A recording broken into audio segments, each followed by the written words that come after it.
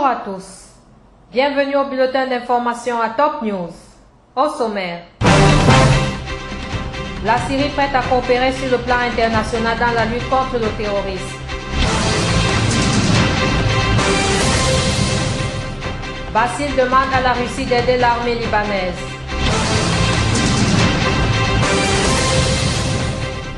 11 morts dans un attentat suicide contre une mosquée chiite à l'est de Bagdad.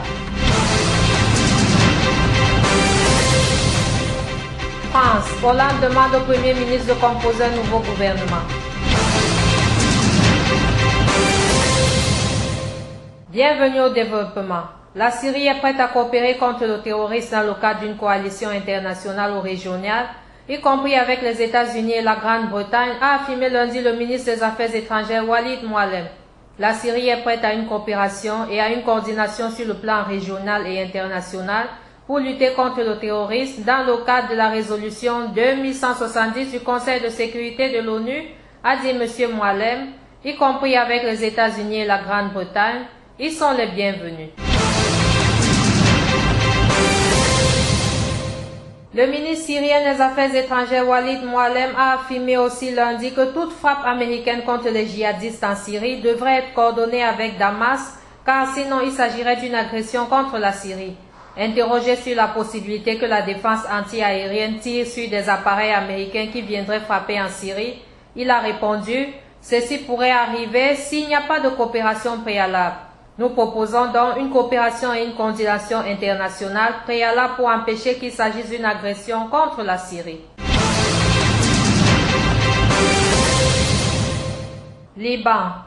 Le ministre libanais des Affaires étrangères Jebrad Wassine a annoncé à la presse avoir demandé à la Russie, par l'entremise de son ambassadeur Alexander Zazitskin, d'aider l'armée libanaise dans son combat contre le terrorisme. Par ailleurs, en ce qui concerne Ersal, M. Basile a réclamé la poursuite de la libération de cette région de la Beka, théâtre depuis août d'affrontements sanglants entre la troupe djihadiste venue pour la plupart de Syrie.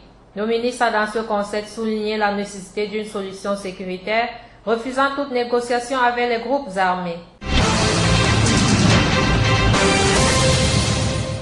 Des dizaines de miliciens se sont infiltrés lundi et durant le week-end écoulé à Ersal dans l'est du Liban, ont rapporté plusieurs médias. Selon la Voix du Liban, plus de 100 miliciens armés libanais et syriens en habits civils se sont déployés à Ersal lundi. Le quotidien As-Safi publié lundi a indiqué que des miliciens de l'État islamique et du Front Al-Nosra ont en leur possession une liste de noms de résidents de Ersal qui coopèrent avec l'armée libanaise. Ces miliciens auraient bloqué la route principale de la ville durant le week-end et perquisitionné une maison. Le quotidien An-Nahar a indiqué que ces miliciens avaient tenté d'intimider les habitants de Ersal. Irak. 11 personnes ont été tuées dans un attentat suicide contre une mosquée chiite dans l'est de Bagdad lundi, ont annoncé des responsables de la sécurité et médicaux. L'attentat qui a également fait 32 blessés s'est produit 3 jours après une attaque ayant fait 70 morts contre une mosquée sunnite au nord-est de la capitale qui a avivé les tensions confessionnelles et a entraîné des heurts entre sunnites et chiites. Toujours en Irak, les forces kurdes Peshmerga, appuyées par l'aviation irakienne, ont réussi à reprendre 3 villages au nord-est de Bagdad aux djihadistes de l'État islamique lundi et ont repoussé 2 assauts dans une autre région, ont annoncé des responsables. Des insurgés menés par l'État islamique se sont emparés de larges pans du territoire irakien après avoir lancé le 9 juin une offensive fulgurante dans le pays. L'armée irakienne et les combattants Peshmerga de la région autonome du Kurdistan les affrontent maintenant sur plusieurs fronts. La haut-commissaire de l'ONU aux droits de l'homme, Navi Pillay, a accusé lundi les djihadistes de l'État islamique de mener un nettoyage ethnique et religieux en Irak et a appelé à juger les responsables des éventuels crimes contre l'humanité. De graves et horribles violations des droits de l'homme sont commises chaque jour par l'État islamique et des groupes armés associés. Ils ciblent systématiquement les hommes, les femmes et enfants en fonction de leur appartenance ethnique, religieuse ou sectaire, et mènent impitoyablement un nettoyage ethnique et religieux dans les régions sous leur contrôle, a déclaré Mme Pillay dans un communiqué. France. Le président François Hollande a demandé à son premier ministre Manuel Valls de former un nouveau gouvernement qui sera présenté mardi, a annoncé lundi la présidente française.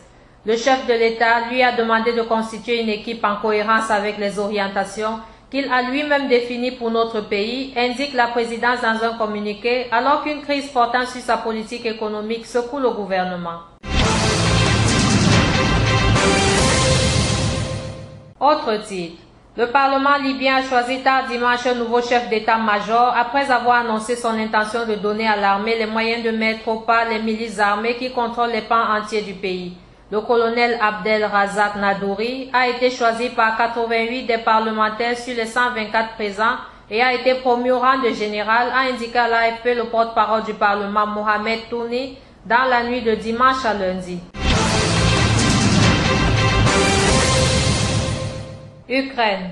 Les autorités ukrainiennes ont affirmé lundi qu'une colonne de dizaines de blindés et de chars avait franchi la frontière depuis la Russie au sud-est, près de la mer d'Azov, et qu'elle était en plein combat avec les gardes frontières. La frontière ukrainienne a été violée par une colonne de plusieurs dizaines de tanks et de véhicules blindés qui sont entrés sur leur territoire près de la ville industrielle de Mariupol, a indiqué à l'AFP le porte-parole militaire ukrainien Leonid Matyokin. La colonne a été arrêtée par les gardes frontières. La bataille est en cours, a-t-il ajouté. Thaïlande. Le roi de Thaïlande a approuvé lundi dans ses fonctions de Premier ministre le général auteur d'un récent coup d'État, étape symbolique dans la légitimation du pouvoir des militaires dénoncés comme antidémocrates. Le général Prayut Chan-o-cha, 60 ans, avait été élu sans surprise la semaine dernière à ses nouvelles fonctions par une assemblée nationale non élue nommée par les militaires.